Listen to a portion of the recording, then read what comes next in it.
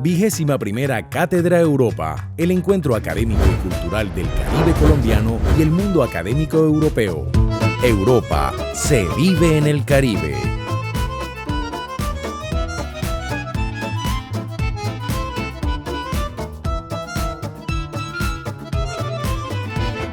En principio me gustaría saber si el público tiene preguntas, podría ser más interesante que nosotros estar conversando aquí. Si alguien tiene alguna pregunta para hacerle a los expositores, o críticas, o alguna contrapropuesta, o alguna opinión complementaria, pues todas serían bienvenidas. Los estudiantes que tenemos aquí, ¿de qué profesión son? Por allí tenemos un comentario, pero mientras tanto me lo pueden ir respondiendo. Ingeniería, psicología, por aquí, psicología, derecho. ¿Cuál otra falta por allí? ¿Cuál? Administración, economía. Mi nombre es Rafael de Fex, ex profesor de Medio Ambiente, Universidad del Norte. La pregunta es, existe, todos sabemos que existe esa situación, no es una novedad, la conocemos, la vemos en los periódicos, la vemos en todas las revistas, lo vemos en las materias que hablan sobre química o medio ambiente, física. La situación es cómo hacemos para que la Universidad del Norte induzca, acostumbre o mejore la situación de medio ambiente para que esto no se produzca en 10, 20, 30, 40 años. Según ustedes saben, no sé si el doctor sabe, hay una tutela de 25 muchachos, más o menos de la edad de ellos, contra el gobierno nacional, ¿sí?, para que le pare bolas a los problemas de cambio climático. No sé hasta dónde ha ido esa tutela, pero es decir, ya personajes como estos que están aquí, que pueden ser nietos míos, ¿sí?, y nietas, ya están preocupados por su vida en el año 30, en el año 40, en el año 50. Entonces, ¿qué piensa la mesa directiva sobre la solución? ¿Qué hacemos? ¿Qué hacemos? Esto parece inevitable. Ese es mi comentario y les dejo esa respuesta a ustedes. Gracias, profesor. ¿Cómo podríamos entonces, Ana, tal vez nos pueda ayudar con esta pregunta porque es la profe de la U, cómo podríamos desde la Universidad del Norte aportar a abordar y a solucionar estos problemas? Bueno, yo voy a invertir la respuesta. Primero quería referirme a la tutela que hoy cursa sobre cambio climático. En efecto, son 25 jóvenes que reclaman que el gobierno proteja a las futuras generaciones. Eso no es nuevo en el mundo. El primer antecedente se dio en Filipinas en 1993 con el caso Oposa, en el que por primera vez se reconoció a las futuras generaciones como sujetos de derecho. Y eso tiene unas complejidades, porque es reconocer a personas que no han nacido como sujetos de derecho, para protegerlos frente a la degradación del ambiente. Uno esperaría que los jueces fallen a favor, pero esa es una alternativa, pedir la intervención de los jueces. Pero pedir la intervención de los jueces a su vez muestra que el resto del Estado no ha sabido responder. Es decir, esperar a que un juez condene, es decir, que el Ejecutivo no ha sabido tomar decisiones y el Legislativo no ha podido expedir una ley que nos permita regular desde una perspectiva ambiental, en este caso en particular, hablando sobre los ecosistemas marinos y costeros. Ahora, la primera pregunta que usted me hace sobre qué puede hacer la Universidad del Norte, pues yo no puedo responder por toda la universidad, le voy a hablar de lo que yo conozco. Sé que en biología se está haciendo investigación, Sé que en toda la división de ciencias básicas se hace investigación, lo mismo en economía se dicta la clase de economía ambiental y nosotros en particular tenemos una unión entre geociencias, el Instituto de Desarrollo Sostenible y la Clínica de Derecho Ambiental que digamos, hemos tratado de enviar insumos al Congreso, digamos, de decir, mire, todo esto que estamos haciendo debería tenerse en cuenta en una ley de costas. O sea, yo pienso que la Universidad del Norte en particular ya está pasando de la investigación académica, que como universidad tenemos la responsabilidad de hacer, a la extensión y sobre todo a la incidencia, a enviar informes y, digamos, propuestas a quienes toman las decisiones en este país. Porque si no lo hacemos así, lo que haga la universidad se queda en los libros de la biblioteca y se queda para la consulta de los académicos. Pero lo importante es llegarle a quienes toman estas decisiones. Nosotros vamos a continuar este año haciendo incidencia con Geociencias y el Instituto de Desarrollo Sostenible ante el Congreso, bueno, ante el nuevo Congreso que se posesiona el 20 de julio, porque ahora tuvimos cambio de Congreso. Gracias, Ana. Aprovecho para hacerle publicidad. Nosotros hace un año abrimos una electiva que se llama Planeta Océano para todas las carreras de la Universidad de Ciencias de la Vida, en la cual durante todo el semestre pues, se desarrollan estos tipos de temas ambientales marítimos y pues es como un poco un desarrollo de estos temas ya en una cátedra de largo plazo. Yo quisiera hacerle una pregunta a María. Ana nos comentaba en su intervención, nos mostraba que en temas de política y legislación en temas costeros, pues estamos en Colombia bastante atrasados y España es un país que ha recorrido un camino mucho más largo en cuanto a lo que se refiere, empezando por una ley de costas, una ley que regule el actuar en las zonas costeras y tiene un ente rector encargado de todo el tema relacionado con el manejo de zonas costeras, la administración, que nos cuentes un poco de la experiencia de cómo es en España para pensar nosotros hacia dónde deberíamos ir nosotros. Bueno, yo, como he dicho antes, soy científica y tampoco, yo no manejo ni siquiera el lenguaje, una mínima parte de cómo habla Ana, ¿no? En ese marco legal. Pero sí os puedo contar como ciudadana cómo lo he vivido yo, incluso desde mi recuerdo, porque los cambios no son tan lejanos. Sí que es cierto que tenemos nuestra ley de costas, es muy estricta hoy en día y afortunadamente es así. De hecho, hoy en día hay edificaciones en las que una vez las familias que viven ahí pues mueran, ese tipo de edificaciones no podrán seguir siendo habitadas porque ahora mismo están construidas en el dominio costero. Es un dominio público de todos y por lo tanto no se admite una vivienda privada en esa zona.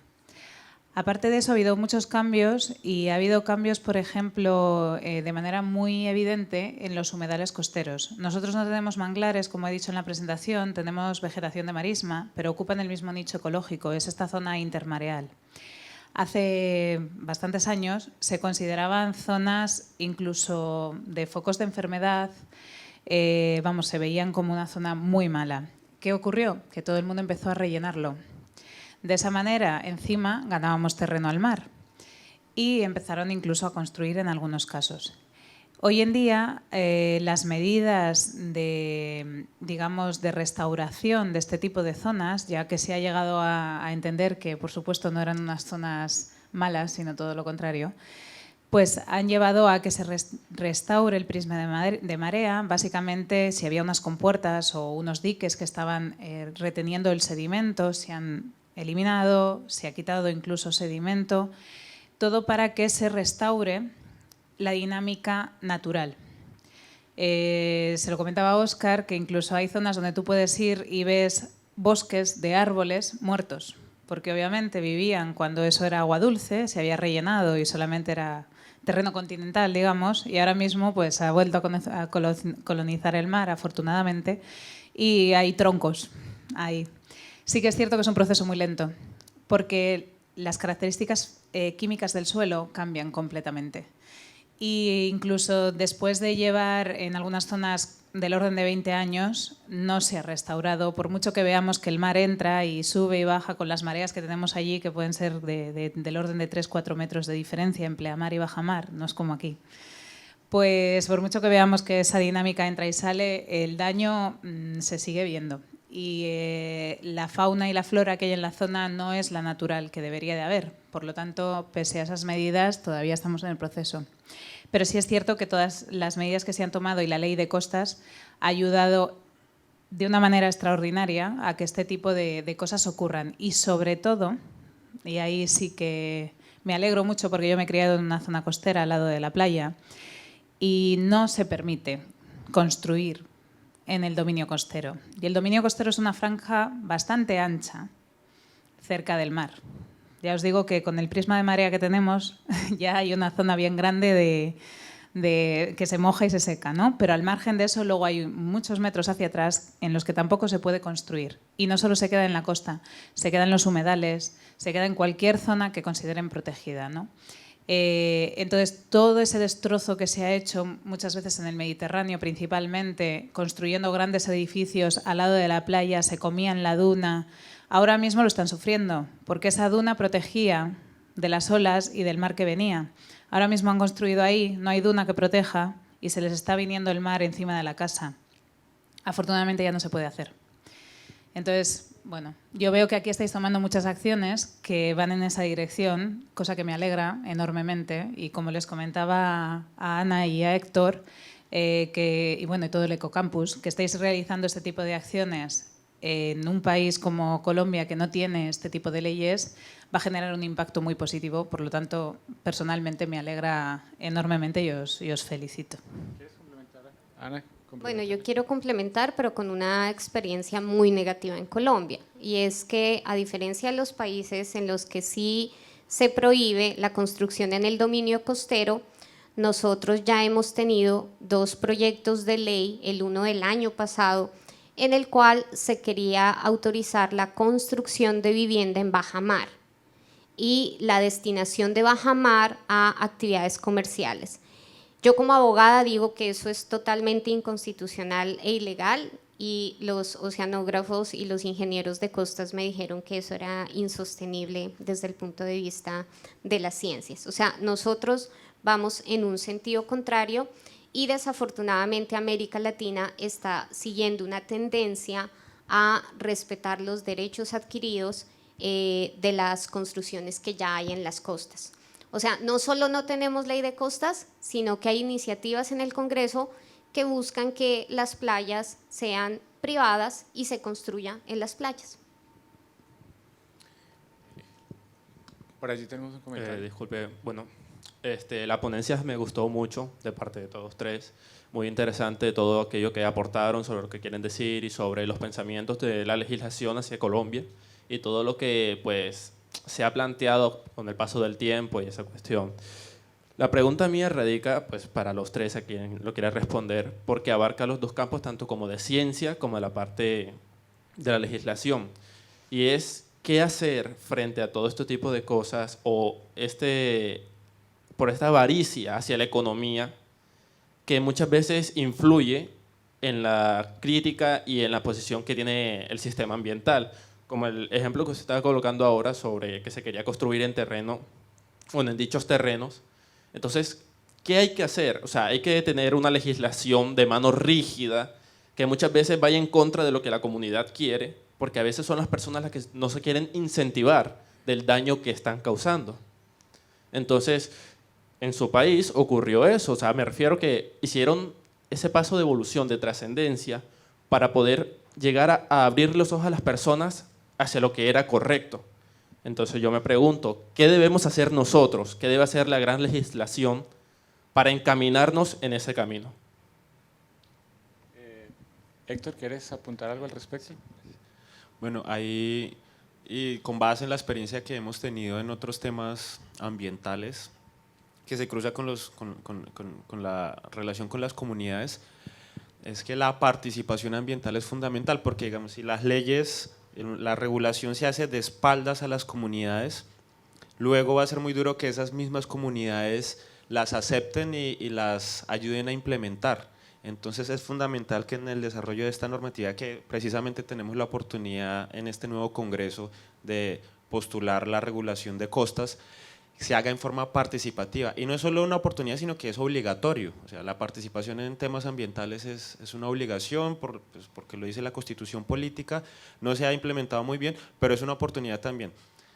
Al garantizar la participación y la información, el acceso a la información de las comunidades en los ecosistemas costeros, eso va a aumentar mucho la probabilidad de que se implementen estas regulaciones.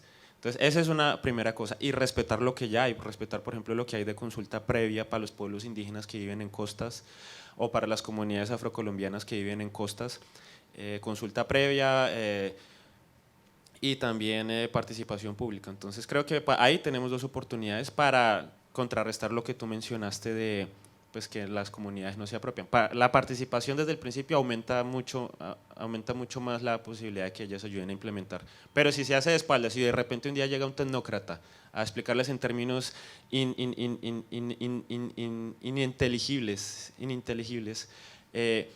lo que tienen que hacer pues va a ser mucho más difícil de implementar. Y bueno, no sé si… Es un poco en relación también con la pregunta del profesor. Creo que la educación es fundamental.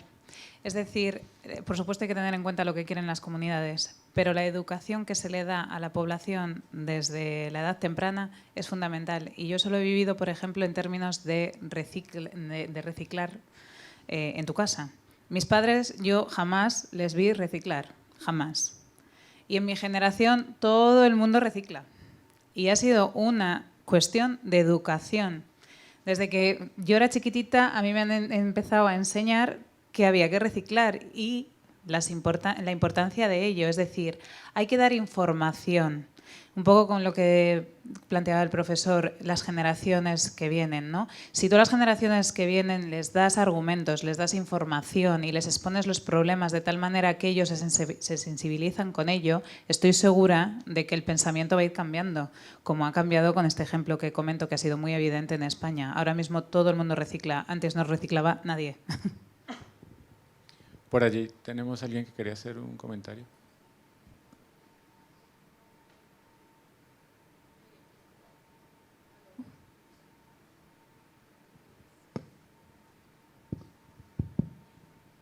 Hola. Ok. Ya. Bueno, buenos días. Muy interesante la ponencia de los tres. Muchísimas gracias por sus aportes. Mi pregunta va encaminada un poco a eso, a qué acciones como individuos conocen ustedes o nos pueden compartir a nosotros, pues para que podamos hacer más esfuerzos individuales a pues reducir este cambio climático, que también posibilidades legales tenemos como personas naturales para reclamar ante el Estado pues nuestros derechos, que ustedes lo han mencionado, están bastante vulnerados por esta situación medioambiental. Entonces, para los tres, el que tenga cualquier comentario, aporte. Sobre los mecanismos legales, yo puedo decir que hoy en día hemos avanzado mucho en los mecanismos de participación que menciona Héctor, por ejemplo, la realización de audiencias ambientales, que una vez solicitadas al alcalde son obligatorias. También están las consultas populares, que se han hecho en Colombia. Están las acciones jurídicas, como la acción de tutela, pero lo más importante, diría yo, es que en una nueva regulación en Colombia se debe hacer una distinción en cuanto a las prohibiciones y sanciones que se imponen a las empresas y la distinción social respecto de las comunidades. O sea, a las empresas, digamos, hay que prohibirles y sancionar, y a las constructoras y demás por las actividades que afectan las costas y los ecosistemas marinos. Pero a una población pesquera, imponerle una sanción cuando ya viven en situación de vulnerabilidad es un atropello, es injusticia ambiental. Además, las personas que se están viendo desplazadas en las costas en algún momento van a tener que ser reubicadas, pero reubicadas en condiciones de dignidad. O sea, digamos, las consideraciones sociales o socioambientales también tienen que ser tenidas en cuenta al momento de regular lo que nos falta regular, que son las costas, y también nos falta, tal vez eso me faltó enfatizarlo, acuerdos de protección sobre las zonas marino-costeras con otros países. O sea, ¿cómo nos vamos a poner de acuerdo con Nicaragua, Costa Rica, República Dominicana respecto de nuestros intereses económicos frente a la protección de los ecosistemas marinos y costeros? Yo quisiera mencionar como dos caras de una misma moneda, es decir, dos situaciones que al final terminan siendo la base de lo mismo, y es, por un lado, el consumo como individuos, y por el otro, el compromiso político como individuos. Entonces, es contradictorio. Si veo la crisis climática como un problema, o estoy preocupado o preocupada por la crisis climática, que luego en mi vida cotidiana consumo un montón de electricidad o la desperdicio. Entonces, digamos, si logramos cambiar los patrones de consumo de todos los individuos, al final esa sumatoria de cambios individuales en los hábitos de consumo, en el caso específico de la electricidad, pues genera un ahorro, y eso ya es un cambio muy importante. Y por el otro lado, el compromiso político individual, y eso uno puede poner el ejemplo en Europa, de Alemania, donde ha habido movilizaciones, donde hay grupos de personas activistas de la justicia climática que se van y se paran en las minas de carbón, y obviamente eso no lo podemos hacer en Colombia ahora, pero pues por lo que ustedes saben, pero van y se paran en las minas de carbón y bloquean por 2 horas. Por 2 horas la actividad de la mina de carbón, y es una forma de decir, como política, decir como tenemos que sacar el carbón de la matriz energética de Alemania, y eso ha ocurrido en los últimos 3 años en Alemania, y seguramente va a seguir ocurriendo. Es una forma de presionar al gobierno para que se vuelva realidad sus compromisos de cambio climático, pero también eso sin lo otro, sin los hábitos de consumo como personas, no serviría de nada. Entonces esas dos son, creo que muy importantes. Bueno, desafortunadamente el tiempo que tenemos en el auditorio se nos ha acabado. Nuestros panelistas estarán aquí en la universidad para discusiones posteriores con ustedes ahora que se acaba el evento. Yo creo que como conclusión de esta jornada tan interesante que hemos tenido esta mañana, resaltar la complejidad que implican todas estas problemáticas ambientales, resaltar la importancia del debate en las aulas, el debate de la educación, resaltar la importancia, me parece a mí, de unir diferentes disciplinas, de resaltar la interdisciplinariedad, y muy importante el ejercicio que ustedes nos hicieron a nosotros de llevar el lenguaje técnico de cada una de sus profesiones, pues finalmente a la comunidad, no solamente a la comunidad académica, pero también a las comunidades locales y a los gestores, que son finalmente quienes toman las decisiones. Pienso que en el siglo XXI un profesional exitoso realmente es aquel que es capaz de llevar su lenguaje a un lenguaje que entienda cualquier otra persona, porque si no el impacto que vamos a tener cada uno de nosotros por aparte pues va a ser mucho más limitado que lo que podríamos hacer todos integralmente. Muchas gracias a nuestros expositores, les pido un aplauso, y así concluimos esta sesión de Ecocampus en la Cátedra Europa. 21ª Cátedra Europa, el encuentro académico y cultural del Caribe colombiano y el mundo académico europeo. Europa se vive en el Caribe.